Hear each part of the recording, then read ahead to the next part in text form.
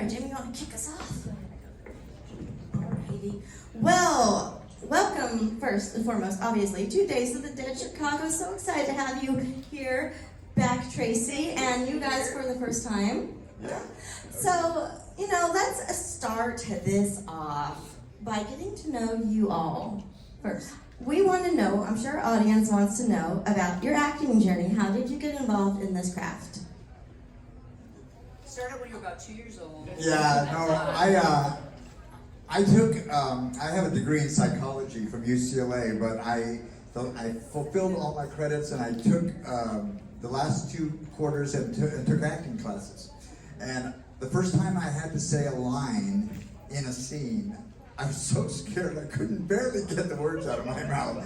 And finally, just say something. Okay, here's my line, whatever. And you are either challenged in situations like that, or you are fearful and you run away from it. Well, I was challenged, and that's how I got it. I have a very funny story how I got that first role, and I'll let these guys talk, I promise. But I met a writer on General Hospital, and my mother had a cooking show on TV. And I asked that writer, I said, do you like sweets? And she said, yes. I said, do you like pies? Because I know how to bake pies from scratch. And she said, yes. I said, well, I make the pie that is as close to a human orgasm as you can get. Would you like one? He said, yes. So I said, I'd like to be your casting director. And she introduced me, and that's how I got my first paid acting role. All right.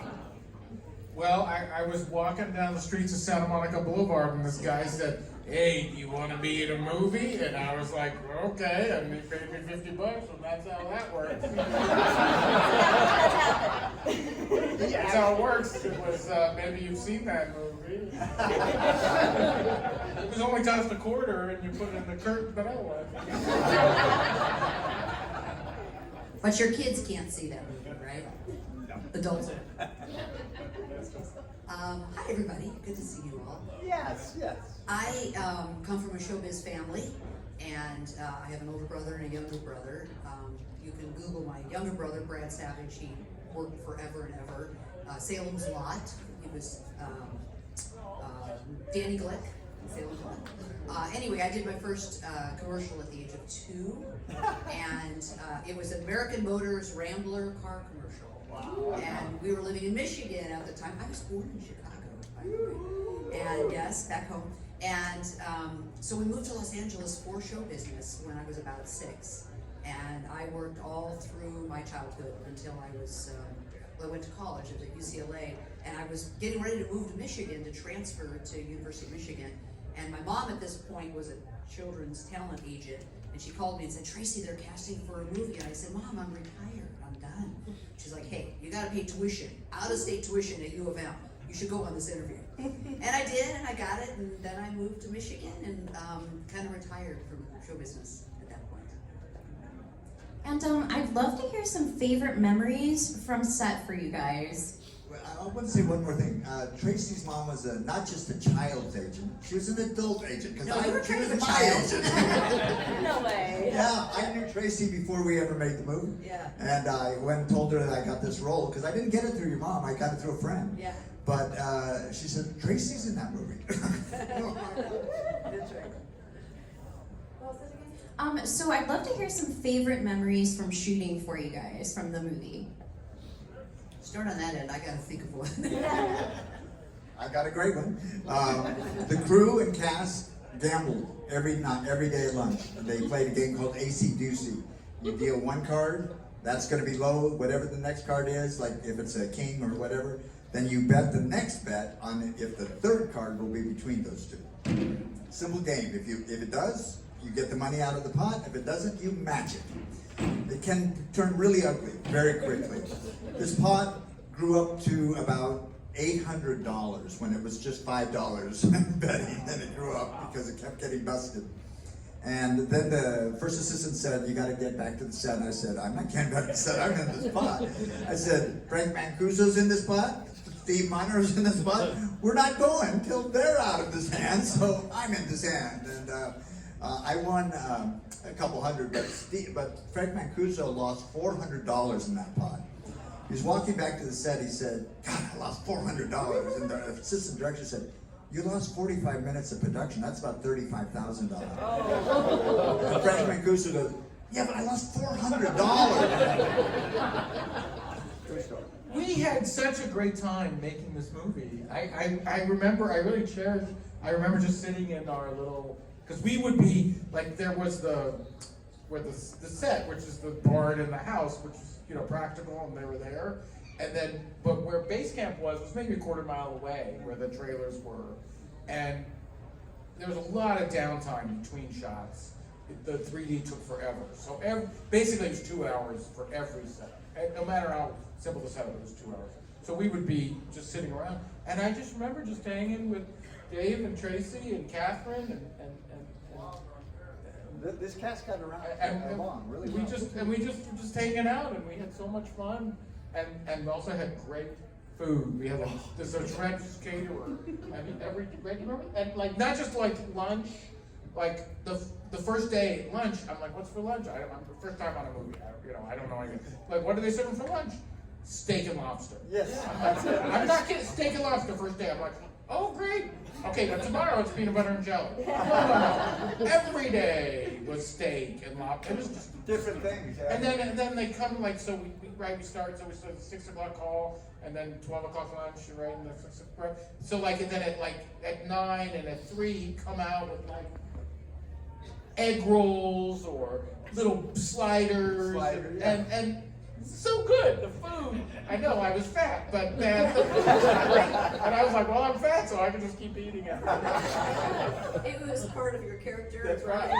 Contract. Yes. Keep eating, Larry. No salads on lunch. You might know this better than the boys, but I remember them talking to the ladies about 4 weeks, 3 weeks into the shoot, saying, lay off the food. Hey, I had to get into a bikini. I mean, come on. You can't have too many sliders and still put on a bikini. Okay, I ate her slightly. So everybody asked me, again, what was my favorite part or my favorite scene. Obviously, my death scene was epic. In a way, it took hours and hours and hours, not only the 2 hours to light it, but to get the appliance that was glued to my neck. I was in the makeup chair for about 4 hours. And then I was on set for about 4 hours. It took, all day to shoot that one, 6-second shot where the knife comes through my neck. So it was a lot of work, and it was tiring and not exactly a gas, not a ton of fun. But we had, I think the most fun, one of my memories would be shooting the van scene, because we were all in it together. Yeah, we were all there, joking around, having fun. And I think that was one of the first scenes we shot, so it was a good chance for us to kind of get to know each other. And I mean, how can you not have fun when you're on a set with, 8 funny goofballs? Yeah, 8 teenagers or slightly older. Okay, slightly older. Had to bring it up. I'm looking at you, David. But we just had a blast. It really was fun, and I don't know if you see the 3 of us together. We're talking 41 years later, and we're like brother and sister and brothers and sister, and we just laugh, and it's a great time for us to be together. I'm speaking for myself, but I think I can Yeah, I'm not speak so for them sure. too. Yeah. we have a bond. I mean, we just Yeah. and we have a bond with everybody Yeah. who went to Crystal Lake. Like Yeah. anybody from, I meet Adrian King or Amy Steele, and it's like we're all like in it together, which is so I great. just met Carrie and Camilla from Part 4, the twins, and I'd never met them before.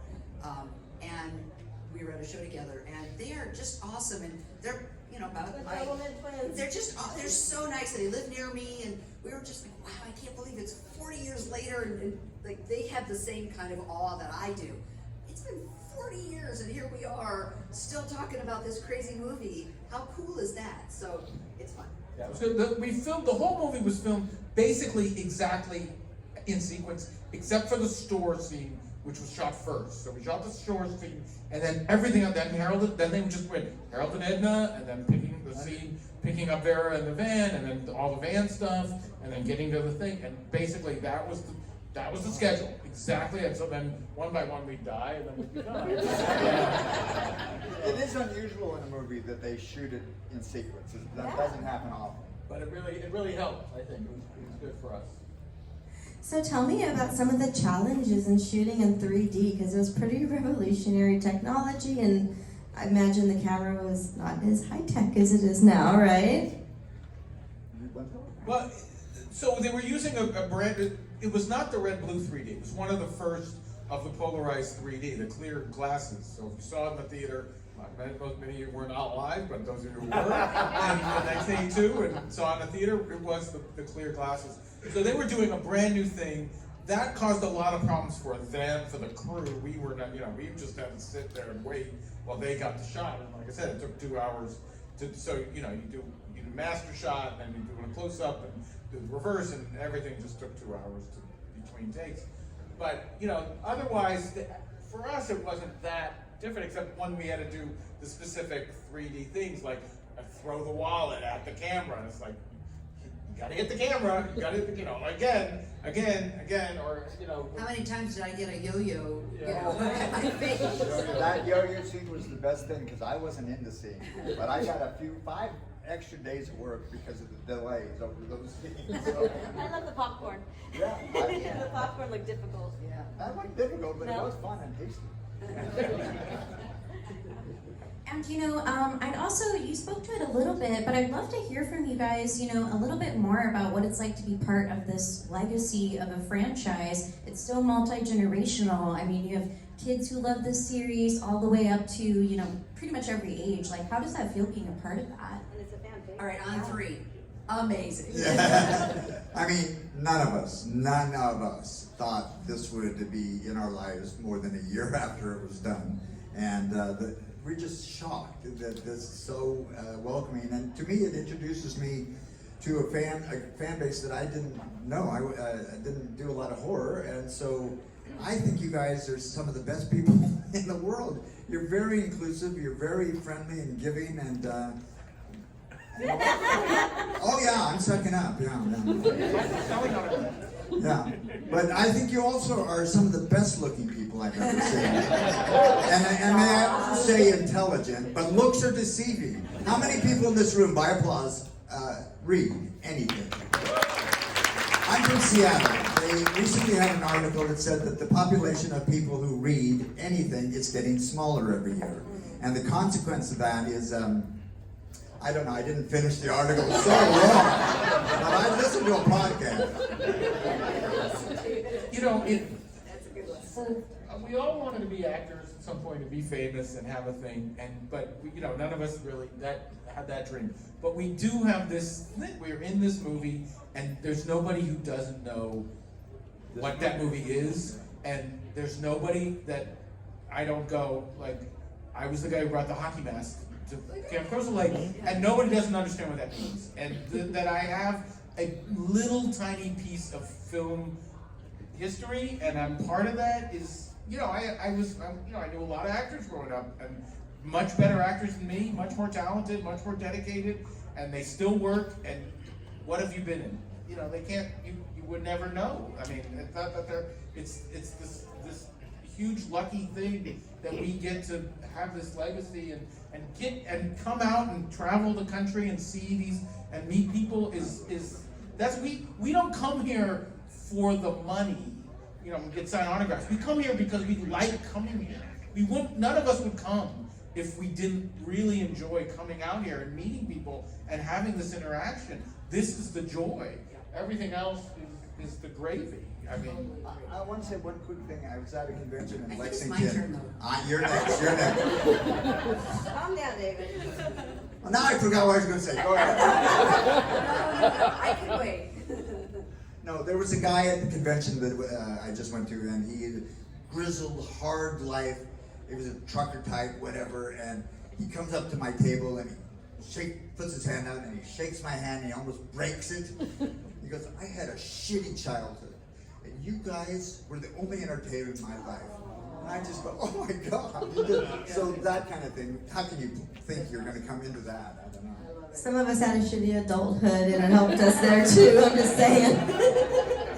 Well, Some of us had a shitty adulthood, and it helped us there too. So Yeah, there's no fix for that. I'm a college professor in Los Angeles, and I teach journalism and I teach video production. My students are 18, 19, 20 years old, and nothing breaks the ice faster with my students than to mention, my past and my experience in Friday the 13th. And you can always know the fans that are in my class. Their eyes light up and they, what? That's my teacher. I love it. It's the greatest thing. It's so fun. When I first became a journalist, the first few years, I didn't really mention the movie much because I was really trying to be taken seriously as a news reporter, and I didn't want people just to think, oh, I'm an actress, reporting the news, because I'd gone to college, and now it's all I talk about because it's fun. It's so great to be associated with really a piece of history and a cult classic, and it's every generation of young people that love the genre, and so I'm just thrilled to be a part of it. You mentioned podcasts earlier in passing, but we have a podcast, The Dolls of Horror. In our podcast, we have segments we always hit, such as favorite kill and fashion moment, but my favorite, and I think Jamie's is too, is Epic Line. Do you have any favorite epic lines? Anna, you go first. Doesn't have to be your own. Your turn. Put your phone away in class. Yeah. I have this movie, but I have a It's oh, sorry, go ahead. Well, was it you, me, or the hammock? My favorite line is Rachel going, Shelly's dead!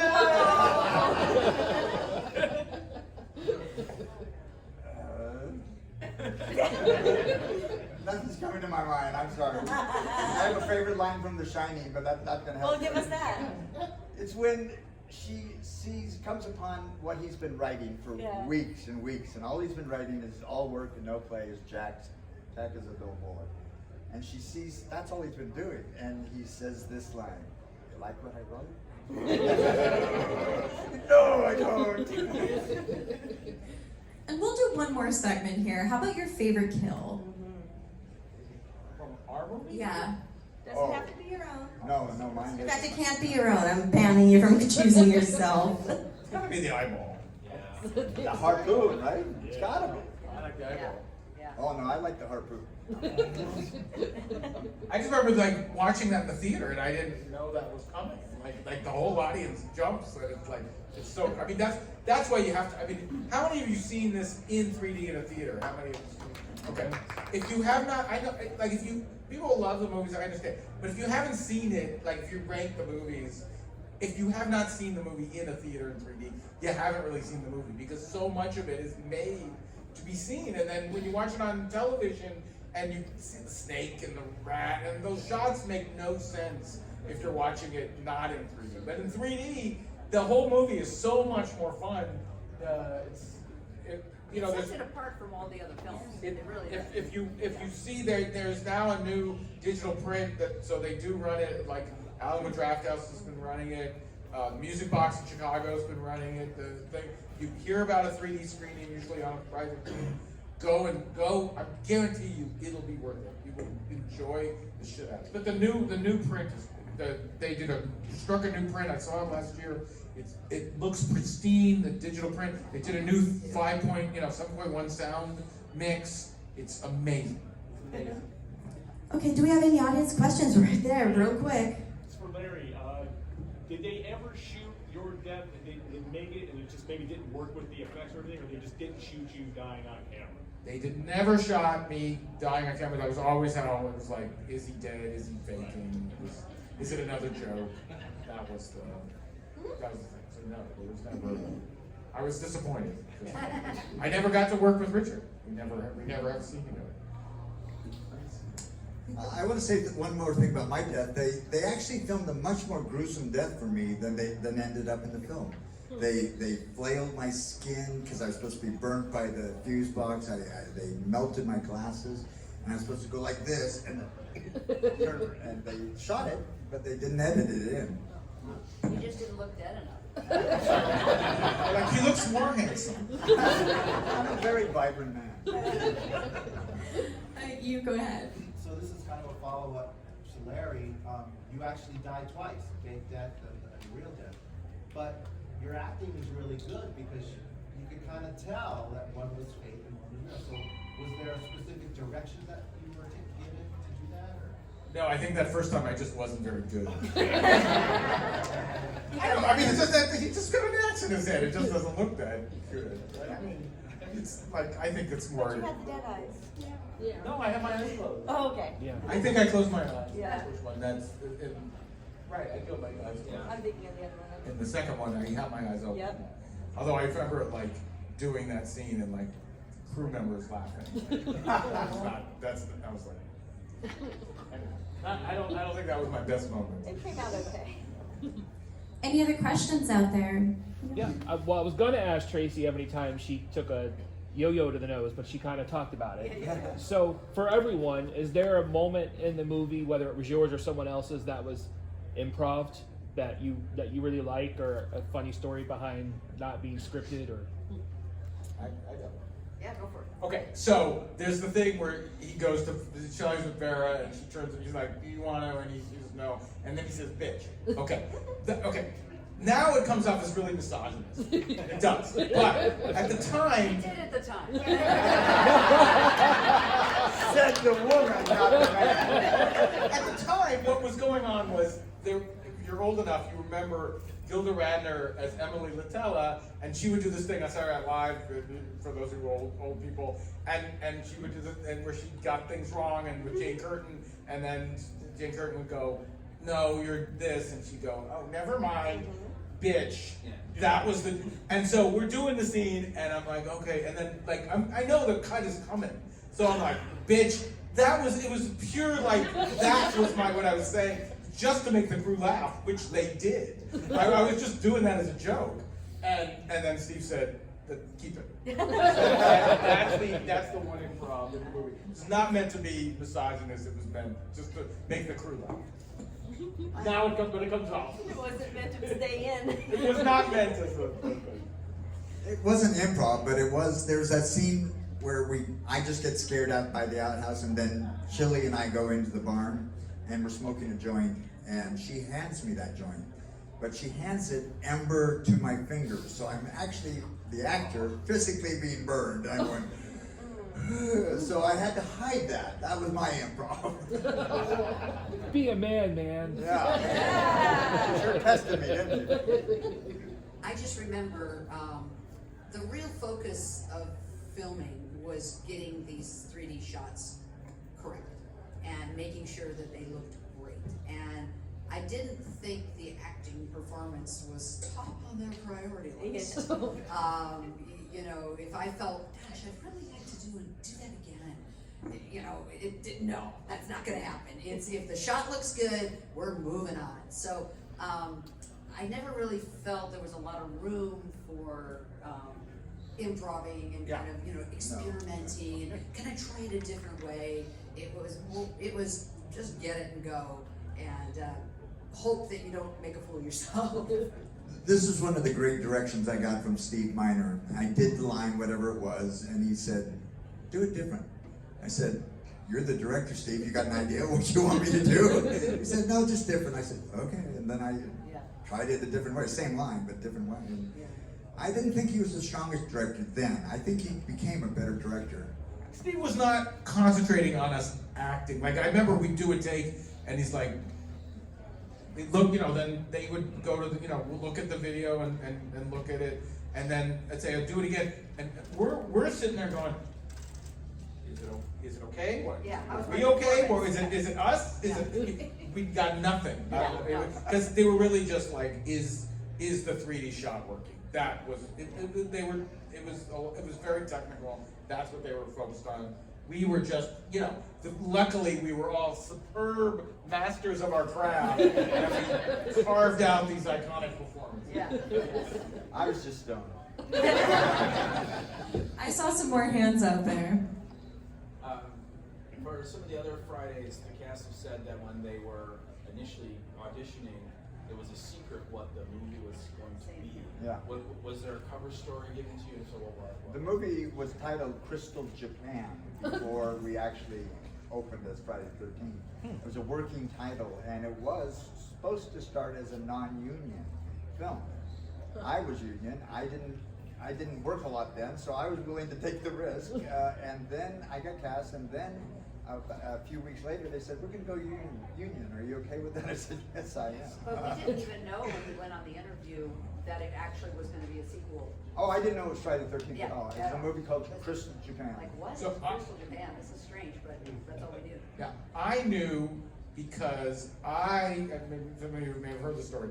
I was in Westwood on a Saturday night. I had a job handing out tickets to sneak previews of movies, and so I'm handing out tickets to a movie no one had heard of called The Road Warrior. It was a movie called The Road Warrior, and these two people came up to me and they said, "Are you an actor?" And I was, struggling. I was, wanting to be an actor and studying theater, and I'm like, "Yeah, I'm an actor." And they're like, "We wrote this movie and we think you'd be perfect for it."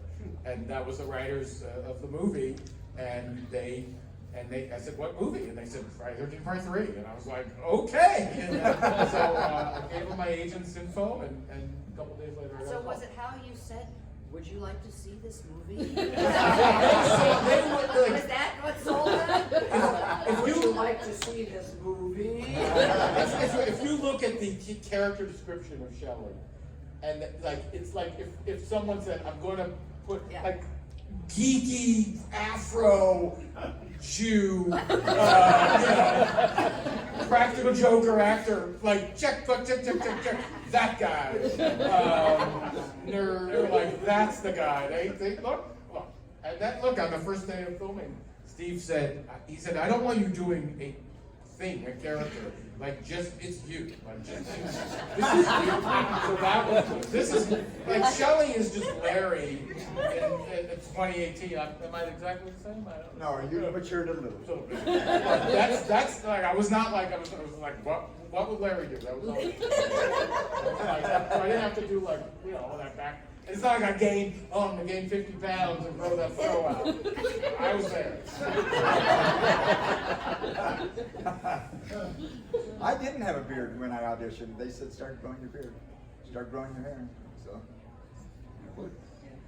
Saw someone over there, yes.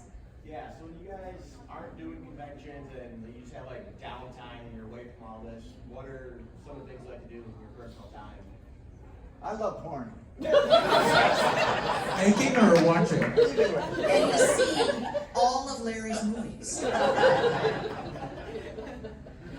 I live in Seattle, and I moved there in '95, but I had not done this in LA where I was an actor, but I did do stand-up comedy up in Seattle and did well enough that I was able to do it for 10 years and go down to LA, and that's one of the things I love Tommy doing. Chong. Yeah? With Tommy Chong? With Tommy Chong. I did with Tommy Chong just once, but yes, I did do it. That's so cool. Do you still do stand-up? I do it occasionally. You just I did, do didn't you? it This year? more actively. I get Well, you asked said to for do- 10 years, I'm No, like, I this do is a lot. corporate gigs, but not as much. Well, I live in Los Angeles and we have, sunshine most of the time, and I, just a lot of hiking and biking, and I play pickleball, which is the craze now for people my age. I used to play tennis and it destroyed my elbow, and now I'm a big pickleball. I'm still as competitive as I was when I played tennis. Really, that's fun.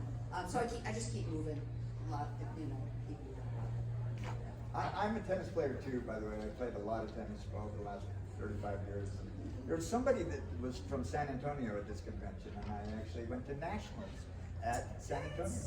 That's what I did. Have you tried pickleball? Huh? Have you tried Oh, pickleball? I'm a pickleball player It's too. fun, right? Absolutely. Yeah, it's Love it. very social. It's really Boomer's okay, boomer. I play golf also, but I have TaylorMade has a thing where they do personalized golf balls with logos, and they actually have the Hockey Mask logo as one of the 50 logos that they have. So I bought a few dozen of these balls that have the Jason Hockey Mask on them, and that's what I play with. And I have like my putter cover is a Jason mask, and my marker is a Jason mask. So I have a whole Jason themed golf thing. Any other questions? You?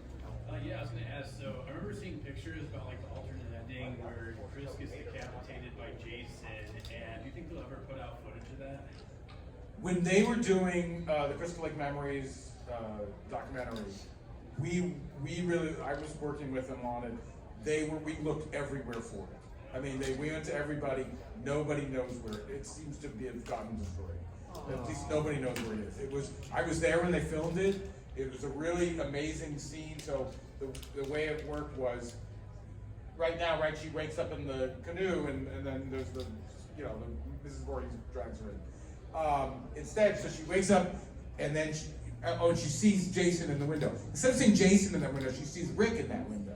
And she's like, oh, Rick! And she paddles over back to shore, and then she is walking in the front of the cabin, and you see Rick in the big window, and inside, and she gets to the door, she opens the door, and instead of Rick, it's Jason, and he just takes her head off, and they built this whole thing with the fake head, and Dana had her head down and slashed it, and I watched them film it, and it was great, and I don't know why they didn't use it. I'm really, like, it was so much better than Mrs. Voorhees coming back made no sense at all. It was a really good ending, and I really wish there are photos in the Crystal Lake Memories book, and you can find them online. If you're interested. It was really interesting to watch. I wish they had used it. All right, for Tracy, if Tracy Savage, the journalist, was reporting on the massacre in part 3, how did she start that news broadcast? Oh my God. Do this for Never Hike Alone. 7 people have been brutally murdered at Crystal Lake. Were we at Crystal Lake? 12. Yeah, 12 people were brutally murdered, and police are searching for a hooded suspect wearing what we believe is a hockey mask.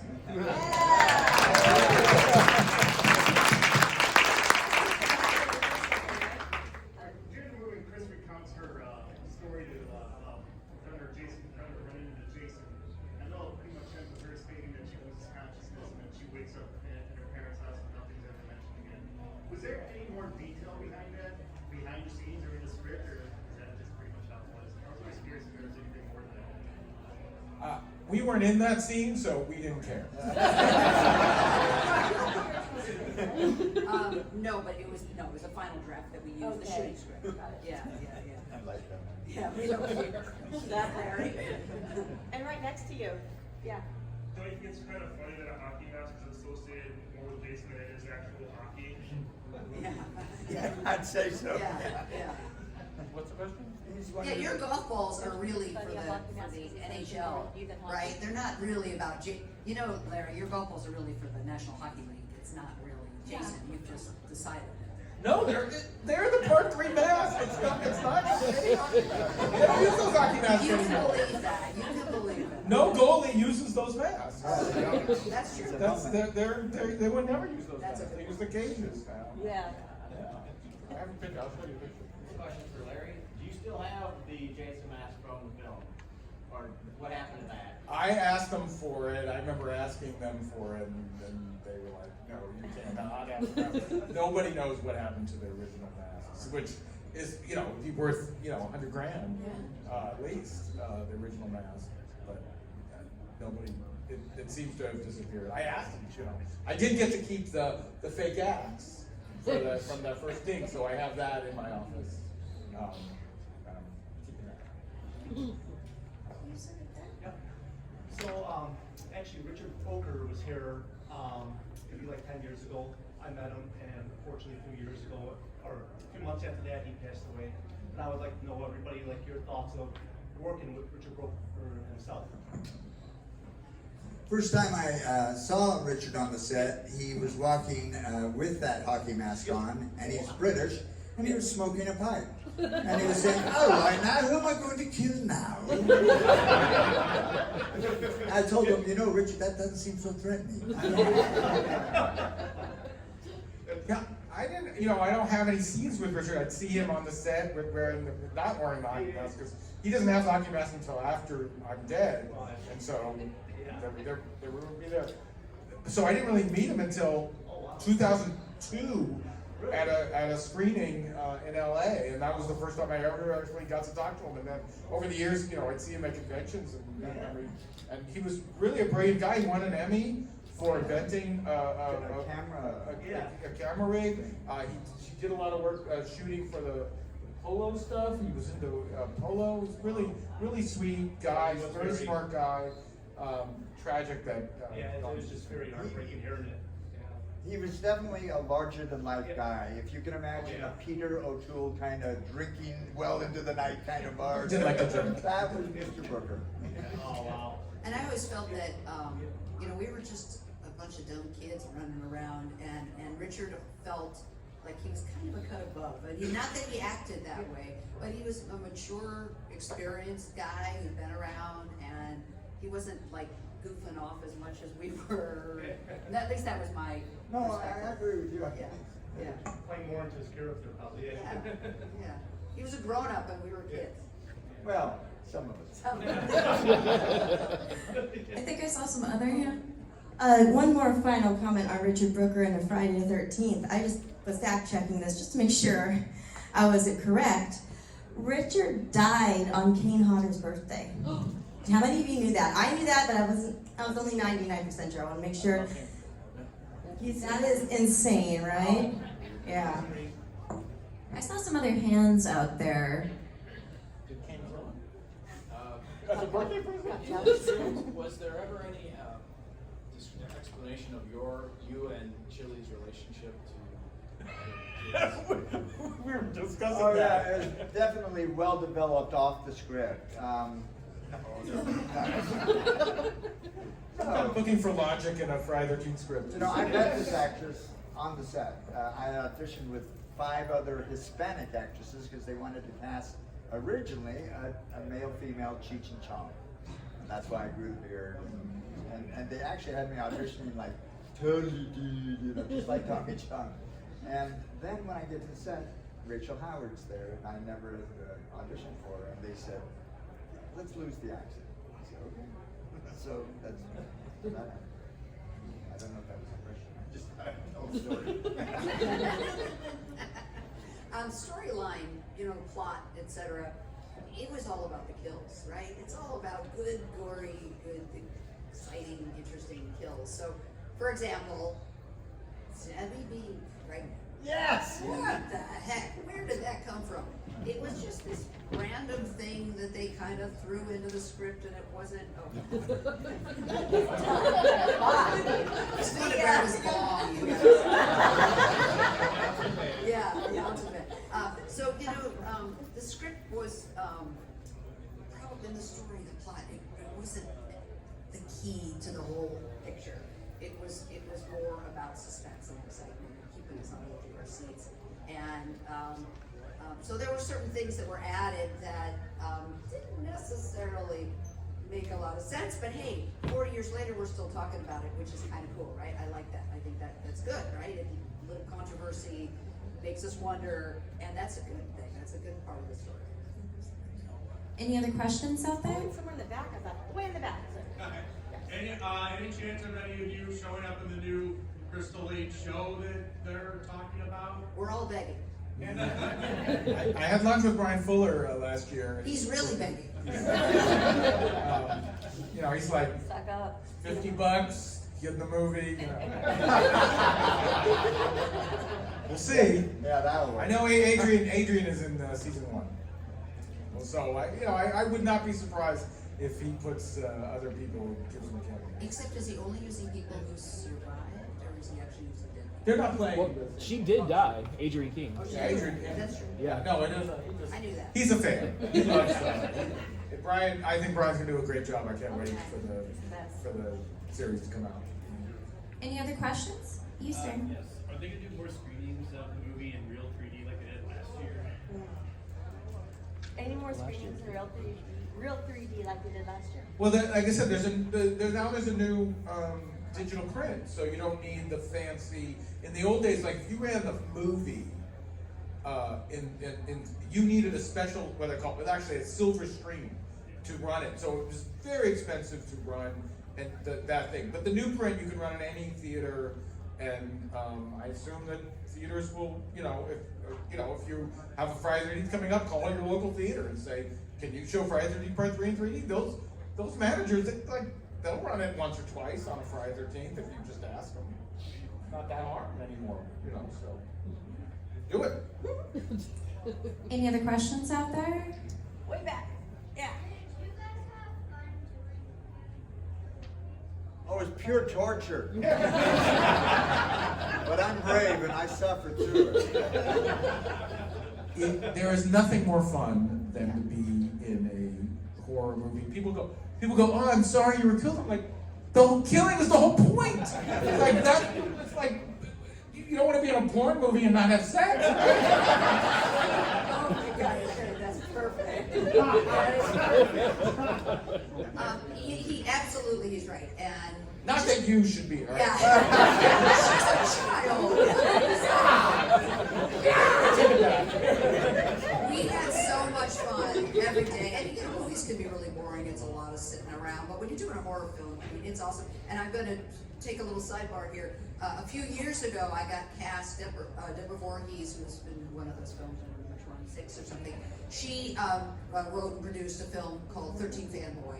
And I came and played myself. Yeah. And I played a college professor, my last career. And anyway, it was really fun to work on this film. I hadn't really done any acting in decades.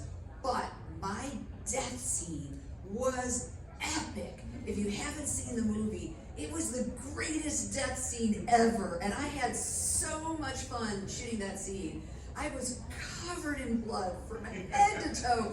Like my skin was pink for weeks after because the blood soaked through my dress and my bra and my underwear. And my entire body was pink, and I had to fly home that afternoon. And everything was pink. My hair, it was just like, it was so much fun. I couldn't have had more fun, doing that scene. So, doing a movie like this is a blast, and I'm very lucky and very fortunate to have had the opportunity to do it, and then come back and do something like that years later. What a blast! What a great experience.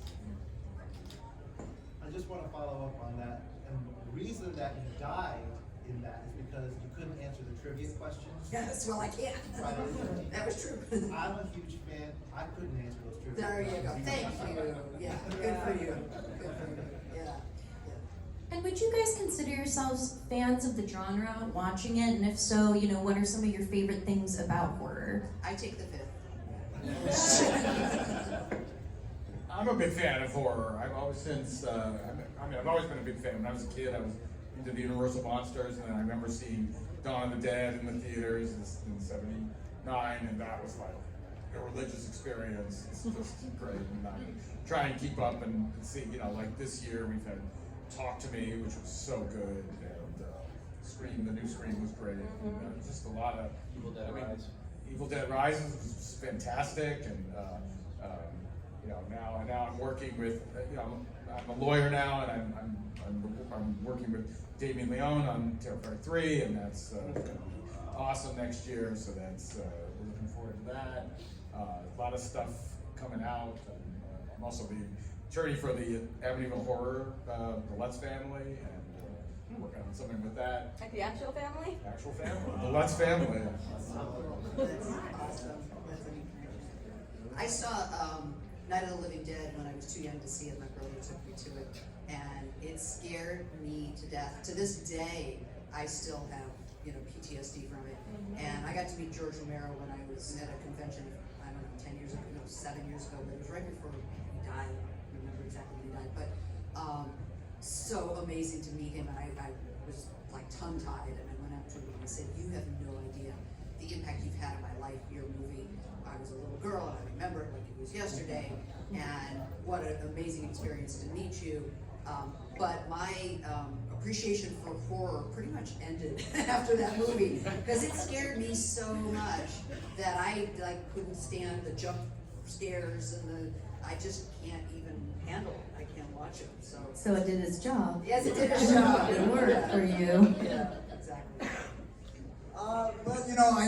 I'm not saying that horror is my favorite genre, but good writing is. So I don't care what genre it is. If it makes sense and it gets me emotionally, I love it. So in horror, things that I like in terms of good writing is things like The Shining, or anything that can scare you just with the words. Not with the blood and guts, I guess. That's where I lean. And to wrap us up, I would love to know, because this is always such a fun question to hear answers for, is there a moment on any set, not just this one, that has taught you something important? That has taught you something important? Take the props if you can. The most important lesson. As a lawyer, when you say steal the props as an attorney? My best friend's a prop man, I can tell you. Steal the props. Well, I mean, like they always say in any industry, but especially in showbiz, you know, you just never ever burn any bridges, ever. I don't care how awful they are, and I tell my students this too. You're going to work in the business if people like you, if they want to work with you. And more so than how skilled you are.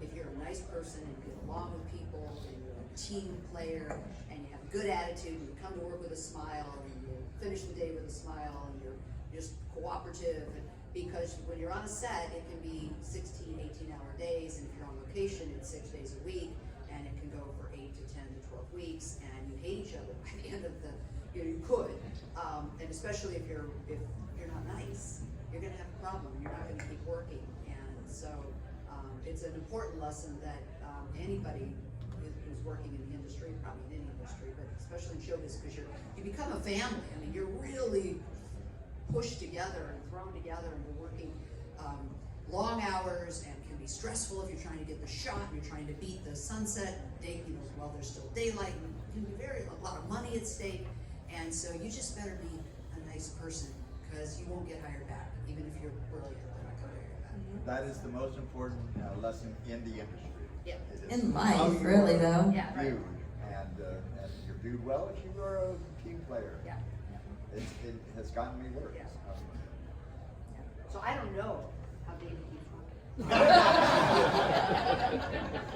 How does that happen? David, do you have anything else you want to add to that? Just that I'm a good actor and I can fake it. All right, so give it up